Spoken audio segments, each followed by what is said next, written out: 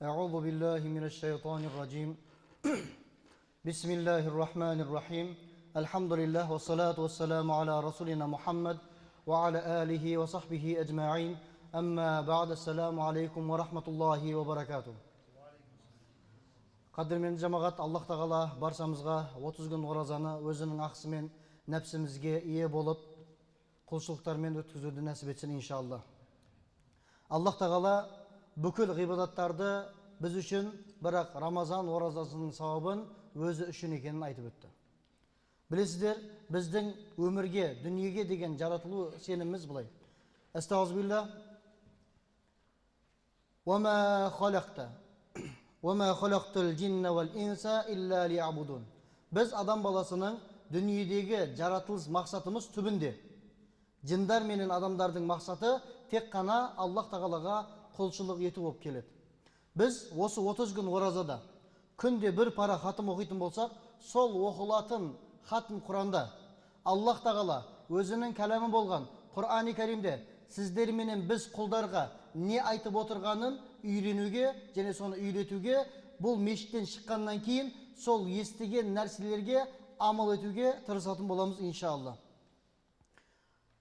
Бір адам ла илаха иллаллах Мұхаммаду Расулуллах деп айтқаннан кейін, ол адамның істейтін екінші және негізгі ғибадаты басқа дін өкілдерінен бөліп тұратын нәрсе бұл намаз болады. Себебі намаз бұл жәннаттың кілті деп айтылады. Енді біз бір күнде парыздар мен нәпіл, яғни сүннет намаздарын қысаптайтын болсақ, бір күнде 40 рет 40 рәкат намаз оқимыз. Әр рәкатта Фатиха деген сүре оқылады. Фатиха деген сүренің мағынасы Фатиха, ашылу, яғни Құранның ашылуы, Құранды ашу деген мағыналарға келеді. Біз Құранды бірінші бетін ашқан уақытта Құранның реттік номері бойынша бірінші сүре, пайғамбарымыз саллаллаху алейхи вассаламға түскені бойынша 5-ші, және де алғашқы сүре күйінде түскен алғашқы сүре болып Фатиха сүресі келеді екен. Фатиха сүресінің лақабы бар, Уммул Китап деген, Құран-ы Кәримнің анасы.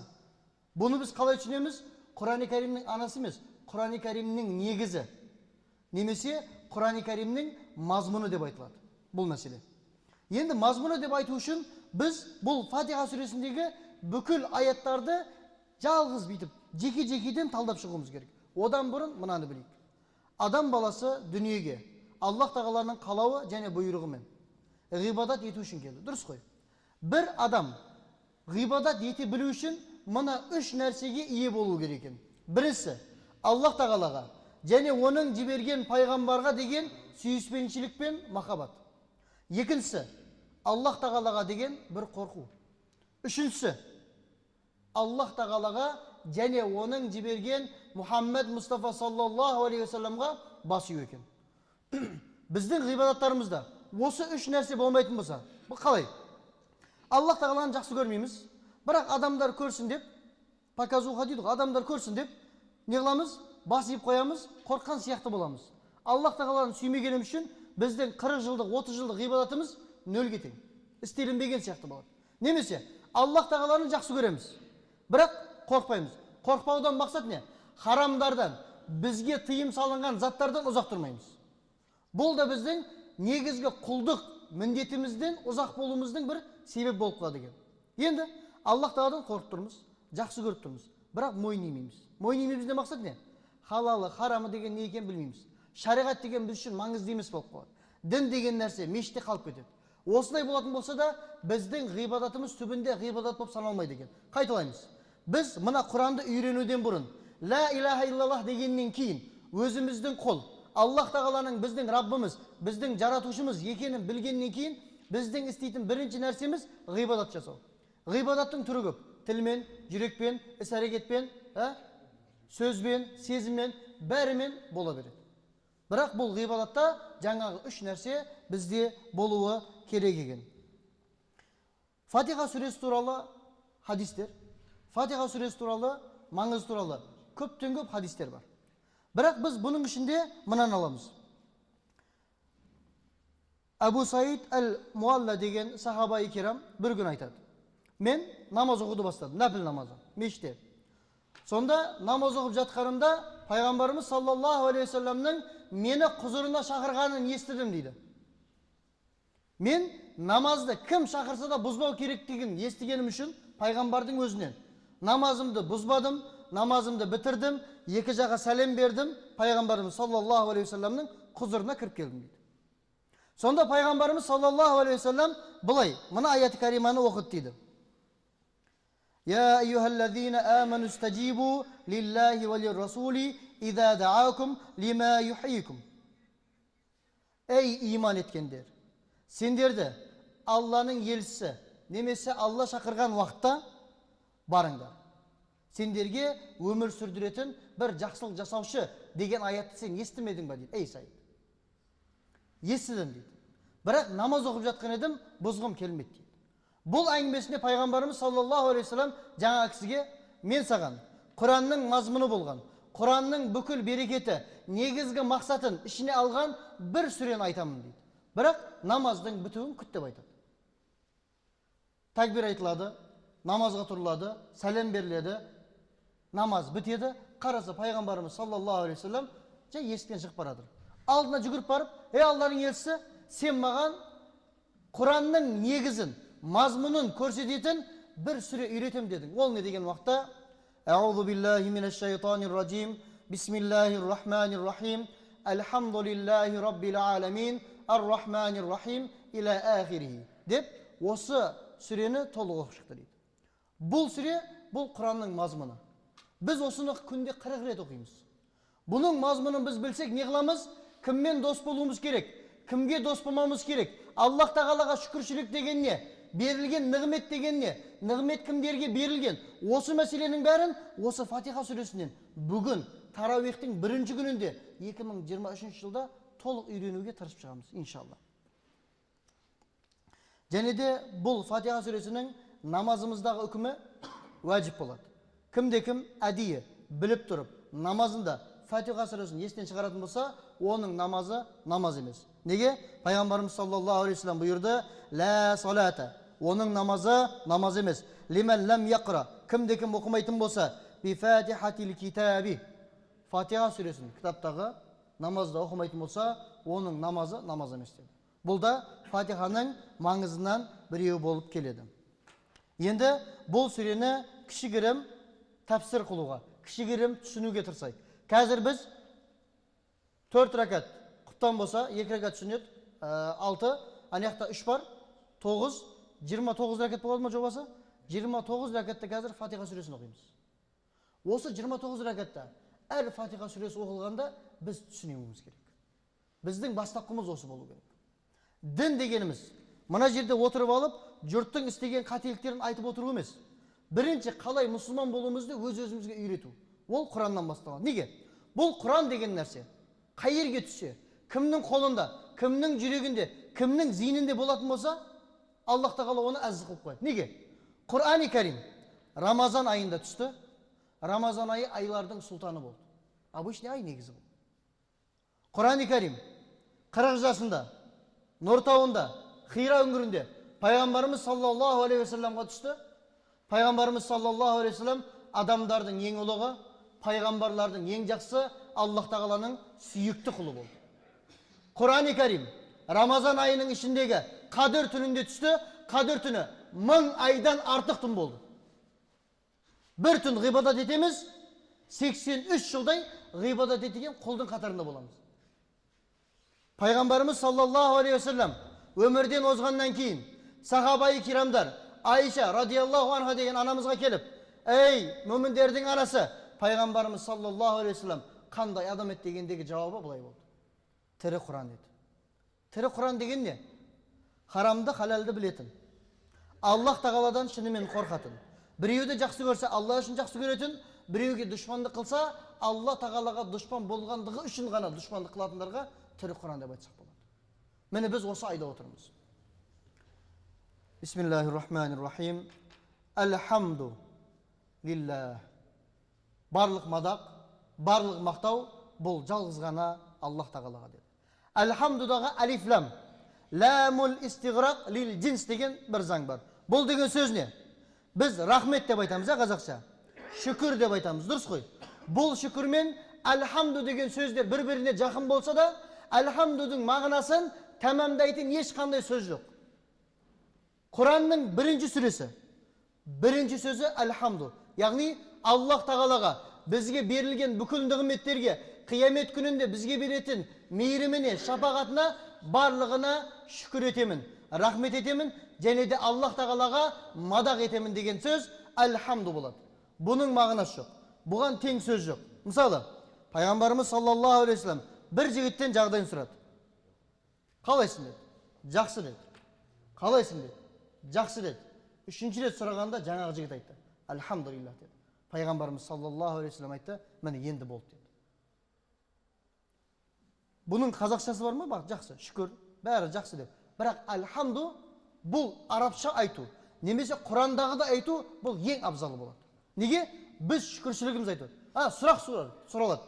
Қазақша айтсам Құдай түсінбейді ма? Астағфирулла. Аллах тағала бүкілді түсінеді. Сіздер менен біздердің жүрегімізде білмейтін нәрсемізді Аллах тағала біледі. Бірақ пайғамбарымыздың сүннеті болған, және де Құран-ы Кәрімде аят болған альхамду.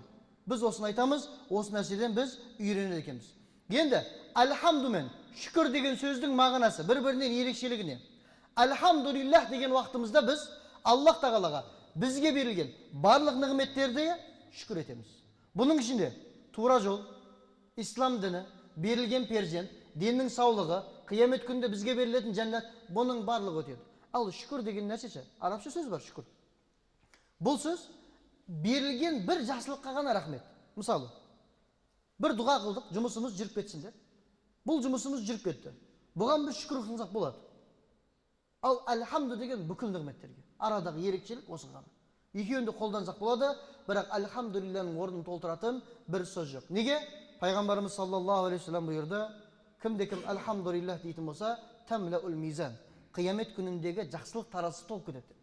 Бір ғана шүкіршілік бізге осыны айтып тұр. Альхамдулиллахи раббил аламин. Рабб, дұға қыламыз, ей Раббымыз болған Алла, бізге байлық бер, бізге хидаят бер, біздің иманды, инсафты болуын нәсіп ет дейміз. Рабб деген сөздің мағынасы не? Бір ойландық па? Тұр аятта. Раббил аламин, раббил аламин. Әлемдердің Раббысы болған дейді. Рабб дегеннің үш мағынасы бар екен. Бұны кім айтып отыр? Бізге Раббтың үш мағынасы бар дегенде бізге астағфирулла кім? Раббил аламин. Ибнул Анбари үш мағына береді. Раббул аламин деген сөзге. Бірінші, бүкіл заттардың иесі. Рабб деген бастық, немесе ие, малик деген мағыналар береді екен. Екінші мағынасы, біздегі бүкіл нәрсенің таза болуына себепші болатын. Немесе бүкіл нәрселер оған мұқтаж. Бүкіл адамзат оған бас ию керек деген мағынасы бар. Үшінші бір мағына бар, тәрбие деген мағына бар. Тәрбие. Сіздер менен біздер мұсылманбыз, Мұсылмандарды Аллах тағала не істеп отыр? Нәпстерін тәрбиелеуге бір себеп жіберіп отыр. Бір себеп кім бұл жерде? Құран. Бұған себепші болған кім? Жабраил амин мен пайғамбарымыз саллаллаху алейхи вассалам. Біздің нәпсімізді тәрбиелеп отыр. Ислам дінінің адам баласына негізінде пайдасын тигізетін 5 мәселе бар. Біріншісі дін. Тура дінді ұстану үшін ислам діні келді. Екіншісі ақыл. Арақты, шарапты, зина сияқты лас амалдардың, құмарлардың барлығын харам қылды. Бұл ақылды ойлантырып қояды. Құмар ойнаған адам, арақ ішкен адам сол жұмысынан басқа нәрсені ойлауға уақытта болмай қалады. Ақылды қорғады. Үшіншісі нәсәп дейді, текті қорғады. Кімнің баласы, кімнің әйелі екенін қорғап қойды. Төртіншісі жанды. Біздің дүниедегі біреуге тисе, қараңыз, қазір мен әлсіз болсам, біреу мені ұрып кетсе, дүниеде одан ақымды ала алмасам, және де менің жүрегім разы болмай мен қайтыс болатын болсам, қиямет күні Аллах тағала ол адамнан менің ақымды алып береді. Бұл ақиқат. Жанның тыныштығы және жанға деген қауіпсіздік ислам дінімен келді. Бесінші, мал дүниеміз. Сен байсың деп біреу біздің малымызды тонауға ақысы жоқ. Немесе сен кедейсің деп біреу біздің тауып атқан дүниемізге әңгіме айтуға ақысы жоқ. Және де малды қалай тауып керек? Халал харам деген рызық. Процент бар арасында, алдау бар. Осының барлығына бір тыйым қойып қойды. Бұл исламда. Енді тәрбие деген мәселеге келетін болсақ, Аллах тағала адам баласын нәпсімен қалай күресуді және де шайтан лағиннан қалай ұзақ тұруды, оның айласына қалай түспеуді бізге өзінің Фатиха сүресіндегі Раб деген сипатымен, есіммен үйретіп қойды. Бұл бір ақиқат. Енді біз бұл жерде отырған көпшіліктің ұрпағы бар. Әке, аналар сыртта естіп жатқан. Біз баламызды тәрбие қылумен баланы бағып қағу деген екі ұғымды шатастырып алдық. Баланы тәрбие қылу дегенде біз баланы бағып киіндіру дегенмен шатастырдық. Қалай? Біз қазір азаннан кешке дейін жұмыс істейміз. Ер болсын, әйел болсын. Кешке үйімізге келеміз. Үйімізге келгеннен кейін шаршап отырамыз. Табиғи нәрсе. Шаршағаннан кейін баламен сөйлесуге, оның дінінің, хоббиінің, қызығушылығының не екенін білмейміз. Осылай 10-15 жыл өтіп кетеді. Сөйтіп біз пенсияға шығамыз. Баламызға ақыл айтайын десек, бала біз тыңдамайды. Неге? Біз оның қалтасына аз ғана ақша қойсақ, оны жақсы киіндірсек, оған жақсы жағдай жасасақ, оны тәрбиеледік деп ойлағанымыз үшін. Бірақ тәрбие деген ол емес ағайын. Тәрбие деген баламызды жас кезінен тыңдай білуіміз керек. Бұл әңгіменің көпшілігі еркектерге. Себебі әйелдердің көпшілігі балдарымен сөйлеседі, балдарын еркелетеді, және де балдарының не қалап, не қаламайтынын, жалпы айтқанда қашан туылғанын, қай нәрсені жақсы көретінін біледі. Ал біз еркектер мейірім мәселесінде, отбасыға көңіл бөлу мәселесінде бәріміз емес, арамызда жақсылар бар, бірақ көпшілігіміз әлсізбіз. Осы нәрсені істемегенде не болады? Бала 17 жасына келеді. Мені тыңдамай жатыр дейді. Біз баламызға тәрбие бермесек, баламыз мені тыңдамай жатыр деп айтуға сіз бенен біздің ақымыз жоқ. Неге? Себебі ислам діні сіз бенен бізді тәрбиелеп отыр ма? Не деп отыр? Бала 7 жасқа келгенде намаз оқуға шақырды. 7 жас. Ал 10 жасқа келгенде намаз оқымаса, намазға мәжбүрле деді. Тыңдамаса қолыңмен ұр деді. Ағашпен емес деді. Хадис шариф бар. Бұл Раб кәлимасының 3 мағынасы еді. Раббил аламин.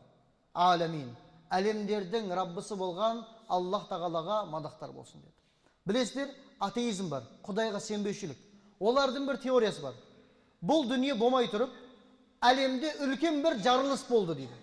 Ол жарылыс болғаннан кейін тур таулар осылай түсіп қалды, өзендер осылай түсіп қалды, адамдар да осылай болып қалды. Яғни бұл теорияның түбінде Құдай жоқ дегелер келіп отыр. Бұл нәрсені жаратпады деп отыр. Біз бұған үлкен жарылыс демейміз. Біз бұған үлкен жаратылыс деп айтамыз. Аллах тағала жаратты. Қалай сонда? Міне қазір менде бір телефон тұр. Бұл телефонды ешкім істеген жоқ. Еш жерден сатып алмадым. Өзімен өзі кеп қала салды. Кім сенеді мына жерде отыр? Күрестер ғой. Кеше үйде бір жарылыс болды, телефон шықты десе, не дейсіз? Ақылы қонымды нәрсе емес. Немесе бір үй құлап түссе, үлкендеу бір үй құлап түссе, кішігірім 5 үй пайда болып қалады ма? Жоқ. Ал дүниеде сондай бір тәртіп бар. Бұл тәртіпті Рамазан айымен көрсетіп қойайық. Әлемдердің Раббысы. Қараңыз. Аллах тағала әділ. Егер Рамазан айы тек қана жазда парыз болғанда еді, тек қана жаз айында, июньда парыз болса, бізде жаз, дұрыс па? Ыстық, 45 градусқа дейін уақыт өтеді. 14-15 сағатта ораза ұстаймыз. Бұл орта жастардың өзіне қиын. Бірақ тур сол мезгілде басқа мемлекеттерде қыс болады. Егер осындай болғанда біз не дейміз? Аллах тағала әділ деп айта алатын бедік? Мүмкін емес, айтамайтын еді. Ал қазір хижри тақвиммен жүреміз. Бұл біздің қолданып жүрген тақвимнан 11-12 күн артта болады әрдайым. Соның үшін 36 жылда бір мезгілге өйтіп айналып келе береді екен. Осы жылы бір 36 жылда біз қыста ұстасақ, басқа бір 36 жылда жазда ұстаймыз.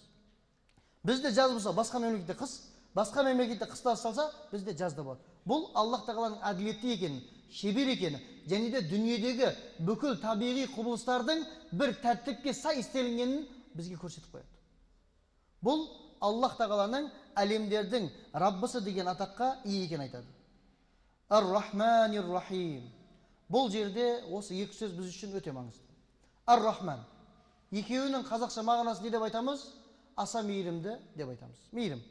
Бірақ бұл екеуінде сондай бір керемет ерекшелік бар. Ар-Рахман. Дүниеде мұсылман болсын, кәпір болсын, жануар болсын, жәндік болсын, немесе өсімдік ағаштары болсын, өсімдіктер болсын. Бүкіліне берілген рызықта теңдік, бүкілінің қаралуы және Аллах тағаланың тарапынан қаралып, бітіп, қадағаланып тұрылуына Рахман деп айтамыз. Аллах тағаланың мейірім бар жерде. Қалай? Бір адам иман етпеген болса, бірақ азаннан кешке дейін еңбек істеп, огород егетін болса, ол бай болып жатыр ма? Бай болып жатыр. Ол Аллах Тағаланың Рахман деген рызықта теңдігі. Ал Рахим деген сыпаты бар. Бұл не? Қиямет күнінде, дүниеде иманын сатпай, өзінің таңдауын ислам жолында қойған, тура жолдан адаспаған адамға қиямет күнінде Аллах Тағаланың беретін мейірімі. Бұл не? Пайғамбарға шапағат береді. Және де иман еткен үшін, сабыр еткен үшін, қате жолға түспеген үшін, көзін, тілін, қолын, аяғын харамнан тыйған үшін қиямет күнінде берілетін жәннат осы Рахим деген болады. Рахим тек қана мұсылмандарға қиямет күні болады, ал Рахман деген дүниедегі барлық жаратылысқа беріледі. Қазір бізде тіленшілер де аш емес. Неге? Аллах Тағала рызқын жазып қойған. Бірақ Аллах Тағала рызыққа кепіл болса да, ешкімнің иманына кепіл емес. Рызықта бір мәжбүрлік бар. Бізде ішіп жеуде бір мәжбүрлік бар. Мен ішпеймін десек те қарнымыз ашса тамақ жегіміз келеді. Ұйықтамаймын десек те ұйқымыз келеді. Бірақ ғибадат мәселесінде Аллах Тағала ешкімді мәжбүрлеген жоқ. Бізге бір таңдау қойды. Қала мұсылман бол, қала кәпір бол деді. Бұл дүние біз үшін сынақ. Бүйтіп айтқанда біз үшін дәлел. Ертең қиямет күні болса, біреу шықса, Аллахым, сен неге мені қинадың? Мен не істеп қойдым? Тозаққа түсетін дейтін болса не дейді? Өзінің 40 жылдық, 50 жылдық өмірін бүйтіп қойып қояды. Сенің тозаққа түсу себептерің мына амалдар. Қараңыз. Бұл емтихан ертең қиямет күнінде, бұл дүниедегі амалдарымыз бізге дәлел болып көрсетіледі. Бізге. Біз жоқ дейміз ғой, үйреніп қалғанбыз. Сен алдың ба? Жоқ дейміз, асақта. Сол нәрсе қиямет күнінде болады. Алдағы уақыттарда қиямет күніндегі күнәһарлардың желеулері деген тақырыпта иншалла бұл мәселені толық сыйтын боламыз. Сүренің жалғасында Малики яумиддин, Малик иесі, яумиддин. Кім жаза алады, кім сыйлық алады, сол күннің иесі Аллах Тағала дейді. Бұл қараңыз, аятта не айтып отыр? Шүкірге лайықты кім екен? Аллах Тағала. Ең мейірімді кім екен? Аллах Тағала. Қияметтің иесі кім екен? Аллах Тағала. Біз таңертең ояндық қой. Бұл деген бізге берілген бір мүмкіндік. Кәлима айтуға, тәубе жасауға, күнәдан ұзақ тұруға, сауапты амал жасауға әлі мүмкіндігіміз бар деген сөз. Ертең қайтыс болсақ, біздің бір кіші қияметіміз бар. Бұған біз қабір деп айтамыз. Амалымызды жасадық қолымыздан келгенше. Иншалла қабіріміз жәннат бақшаларынан бір бақша болады. Қиямет күніне шейін сол жерде дем аламыз. Алла сақтасын. Қазір шайтан жоқ. Бұл байланды. Бүгін шамнан кейін байланды. Шайтан жоқ. Нәпс бар. Нәпстің құлымыз ба, құл емеспіз бе? Қазір соны көреміз. Егер нәпсіміздің құлы болған болсақ, астағфируллах илазим. Ана қабірге тозақтың шұңқырларынан бір шұңқыр болады. Қиямет күні келгенше жақсылап азапталамыз. Қиямет күні келгеннен кейін тағы есепке тартыламыз, тағы азапталамыз. Бұл нәрсенің бізге керегі жоқ болатын болса, қазірдің өзінде өзіміз баста, бірінші өзіміз мұсылман боламыз. Одан кейін жан жағымыздағы достарымыз, жора жолдастарымыз шақырамыз. Отбасымыз шақырамыз. Неге? Ислам діні әр қой өзінің аяғынан асылып сойған сияқты бір дін емес. Ислам діні жамағат діні. Соның үшін біздің дінімізде мұсылмандар күнде 5 рет мешітке шақырылады. Аптада 1 рет жиналынады. Қараңыздар, ешқандай да бір заң жоқ. Кімде-кім бесін намазында сауда істесе, саудасы халал емес деген. Бірақ жұма күні бірлікті бұзған адам үшін хадис шариф бар. Кімде-кім жұма күні сауда істейтін болса, намаздың уақытында оның саудасы сауда емес. Жегенде халал болып қалмайды. Осындай заңдар. Біздің дініміз бұл бірлік діні болып келеді. Ияка нa'буду. Саған ғана ғибадат етеміз. Ва ияка настаин. Және сеннен ғана жәрдем сұраймыз. Жәрдем сұрау мәселесі. Аллах Тағаланың Ихлас сүресінде ас-самат деген бір сыпаты бар. Бұл деген сөз не? Бүкіл зат, сіз бенен біз Аллах Тағалаға мұқтажбыз. Бірақ Аллах Тағала сіз бенен біздің ғибадатымызға мұқтаж емес. Кеше жұмада айтып отырдық. Кімде-кім боғауызды тастамаса, біреу туралы ғайбат айтуды тастамаса, сөз тасуды, екі адамның арасын бұзу үшін сөз тасуды тастамаса, олардың аштығының Аллахқа бір пайдасы, және де Аллах Тағала оған мұқтаж емес деді. Біз ораза ұстадық па? Ораза деген нәрсе, бағана бір араб ұстазбен сөйлесіп қалдық, Рамазан дейді. Бұл ораза деген нәрсе адамдардың ұғымында ауыз жауғаннан ауыз ашқанға дейір деді. Неге деді? Көпшілік адам деді. Аузын жауады, ауыз ашқаннан кейін су ішеді, немесе құрма жейді, екінші істейтін тірлігі сигарет шегеді.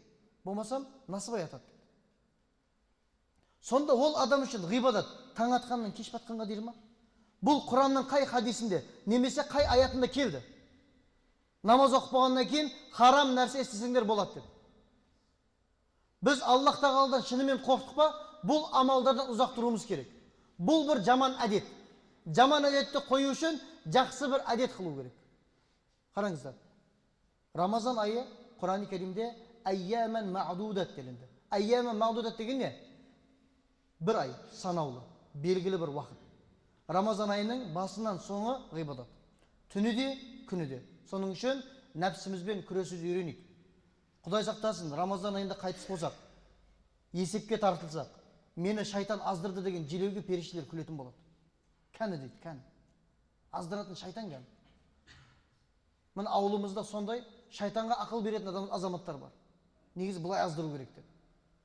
Осы нәрседен ұзақ болуымыз керек. Неге? Құран-ы Кәрімде айтады. Ияка нa'буду. Біз тек қана Аллах тағалаға ғибадат етеміз. Ва ияка настаин. Тек қана Аллах тағаладан жәрдем сұраймыз. Және де Құран-ы Кәрімдегі алғашқы дұға. Ихдина сиратал мустақим. Аллахым бізге тұп-туғры жолды нәсіп ет. Ойымызға сұрақ сұралады. Сиратал мустақим. Сират жол деген мустақим тура. Бұл қай тура жол? Мысалы, мына тура жол ма? Оң жақтағы тура жол ма? Қай тура жол? Деген уақытта аяттың жалғасы келеді. Ән'амта алейхим. Нығмет берілгендердің жолы. Нығмет берілгендердің жолы. Бұл Ниса сүресінде келеді. Кімде-кім Аллах тағалаға және пайғамбарына бағынатын болса, олар нығмет берілген пайғамбарлардан, сыддықтардан, шахидтерден және салих қолдардан болып есептелінеді деді. Біздің қазіргі жолымыз әхлі сүнна вәл жамаа. Әхлі сүнна деген не? Аяттың басындағы пайғамбарларға берілген нығмет, яғни ихдина сиратал мустақим деген не екен? Пайғамбарларға берілген тура жолды бізге нәсіп ет деген екен. Ал біздің соңғы пайғамбарымыз және де сол кісінің сүннетінде жүргеніміз кім? Мұхаммед саллаллаху алейхи вассаламның жолы. Аллах тағаладан біз күнде 40 рет өзіміз білмей ихдина сиратал мустақим дегенбіз. Ихдина сиратал мустақим. Қараңыз, бізге тура жол нәсіп ет дегенбіз. Ғайрил мағдуби алейхим. Мағдуб деген бұл жерде ашу. Ашуға берілу дейді. Екінші бір мағынасы бар. Лағнетке ие болғандардан емес, сенің нығметіңмен нығметке бөленгендердің жолын бер дейді. Аллах тағаланың лағнетіне душар болған, Аллах тағала лағнет еткен әлемдегі жалғыз ұлт бар, қадірлі жамағат. Бұлар яхуди қауымы болады. 3 мәселе үшін Аллах тағала оларға лағнет еткен. Бірінші, пайғамбарларды өлтірген жалғыз қауым. Закария алейхиссаламды арамен екіге бөлген ағаштың ортасында. Яхия алейхиссаламды біздің үйде, Алла сақтасын, пиязды қалай майдалап тураймыз, солай турап тастаған. Пайғамбарларды өлтірген үшін, қараңыздар, құрметтіздік емес, бағынбау емес, пайғамбарларды өлтірген үшін дүниеде жалғыз лағнеттелген қауым бар, бұл яхуди қауым екен. Екінші мәселелері бар. Аллах тағаланың жіберген әмірлеріне қарсы келген. Қай уақытқа дейін? Сина тауына шығып, Мұса алейхиссалам Аллах тағаламен жолықпағанша, сөйлеспегенше болған нәрсе. Үшіншісі, келген уақиға, бүйтіп айтқанда, уақимен әзілдескен, уақиға прикол ұстағандар үшін лағнеттелген бір қауым. Біз де Аллах тағаланың лағнетіне түсіп қалмау үшін, қараңыз, бұйрыққа қарсы келу деген бар. Шайтан лағин не қылды? Бұйрыққа қарсы келді ма? Лағнеттелді. Біз де осы лағнетке ие болмау үшін Аллах тағаланың бізге бұйырған әмірлеріне басуымыз керек. Уаладдаллин деді. Жаман жұмыста жүргендер, дінде, ғибадатта және құлық мінезде өздерінкін дұрыс деп, дінді соған ыңғайлағандар дейді. Бұны тәпсіршілер христиандар дейді. Не үшін? Аллах тағаланың жіберген 124 мың пайғамбарының барлығы тәухид деген Аллах тағаланың бірлігі үшін ғана уағыздаған. Ал олар қазір не деп жүр? Иса алейхиссалам, Алла сақтасын, Аллах тағаланың ұлы дейді. Бұл жетпеді ме, жанына рух дегенді қосып қояды. Қараңыздар. Ал Құран-ы Кәримде біз не дейміз? Құл хуаллаху ахад. Аллах тағала жалғыз. Аллаху самад. Ол мұқтаж емес. Ләм елид ва ләм юлад. وَلَمْ يَكُنْ لَهُ كُفُوًا أَحَدٌ. Ол тумады, туылмады. Қараңыздар. Кімде-кім дінмен ойнайтын болса, кімде-кім Аллах тағалаға ширк қосатын болса, мына жердегі ғайрил мағдубпен уәлә далиндағы дінге дұшпан адамдар болып қалады. Біз ислам дінін қазір түсіндіріп жатқанда, оларды жаман көру мақсатында емес, басқаша жағдайда емес. Аллах тағалаға қарсы келгендерге біз де қарсы келеміз. Аллах тағалаға дұшпандық қылғандарға біз де дұшпандық қыламыз. Бірақ соғыс ашуға болмайды. Малдарына зиян келтіруге болмайды. Оларды ұруға болмайды. Оларды соғуға болмайды. Себебі ислам діні біреуге зұлымдық қылуға қарсы. Қашан ғана өзімізді қорғау үшін ғана біз қылыш көтерсек, немесе бізді ұруға тырса, оларға қарсы төтеп берсек болады екен. Одан басқасы біздің жұмысымыз емес. Ал бір адам бір басқа дін өкілімен жақсы араласса, онымен дұрыс мәміле қылса, мақсаты оның дініне өту емес, оны дініне өткізу болатын болса, бұл адамның жұмысы әмрун бил ма'руф нахи анил мункар, жақсылыққа шақыру және жамандықтан қайтару болып есептелінеді екен, қадірлі жамағат. Біз бүгінгі тақырыбымызда Фатиха сүресінің тәпсірін және де Аллах тағалаға не үшін хамд, яғни шүкір етуіміз керектігін өттік. Не үшін? Себебі Аллах тағала мақлуқтардың ішінен бізді адам баласы қылып жаратты. Оның ішінен мұсылман қылып жаратты. Мұсылмандардың ішінен әхлі сүнна вәл жамаатының ішінде қылып жаратты. Осы нәрсе үшін Аллах тағаладан тұрақты түрде шүкір етуіміз керек екен, қадірлі жамағат. Ва ахиру дa'вана анил хамдулиллахи раббил аламин. Дұға қылудан бұрын мына мәселені айтып өтейік. Қадірлі жамағат, бұл хатым Құран оқылады бізде бүгіннен бастап. Әр күні иншалла 9-дан 9:30 біздің уағыздарымыз жалғасады. Одан бөлек хатым Құран ұзын бір намаз. Кейбір ақсақалдарымыздың, кейбір ағаларымыздың, кейбір dinlerimizдің аяғы ауруы мүмкін. Мәсхабымыздағы пәтуа бойынша пайғамбарымыз саллаллаху алейхи вассалам күші жеткен орнында тұрып намаз оқысын деді. Оған күші жетпеген отырып намаз оқысын деді. Оған да күші жетпеген бүйтіп жатып, демесе бір жерге сүйеніп намаз оқысын деп бұйырды.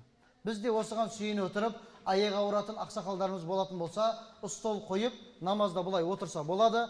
Ал намаз оқылып жатқан уақытта таравихты айтып жатыр. Имам Аллаху акбар деп рүкуға кетілді ғой. Сол уақытта орындықтан тұрады, рүкуін істейді. Неге? Себебі ол кісінің үзірі орнында тіке тұрамауында. Рүкуде емес, сәждеде емес. Ал рүку сәжде істей алмайтын болса, ол адам не қылады? Отырып оқиды. Ал орындық қойып оқитын ақсақалдарымыз болатын болса, қырағат басталғанда отырады, Аллаху акбар айтты, отырады.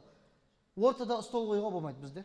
Шет-шеттерге стол қойылады, ақсақалдар сол жерде отырса, немесе аяғы сынған, аяғында бар мазашықтар солай отырса болады. Бұл біздің мәсхабымыздағы намазы дұрыс деп берілетін бір пәтуа, себебі ол адамдар үзірлі, яғни айыпты адамдар болып есептелінеді. Қадірлі жамағат, Аллах тағала 30 күн оразаны толығымен өткізуімізді нәсіп етсін. Ва ахиру дa'вана анилхамдулиллахи раббил аламин. Ариф қылжың. Дұға қылжың.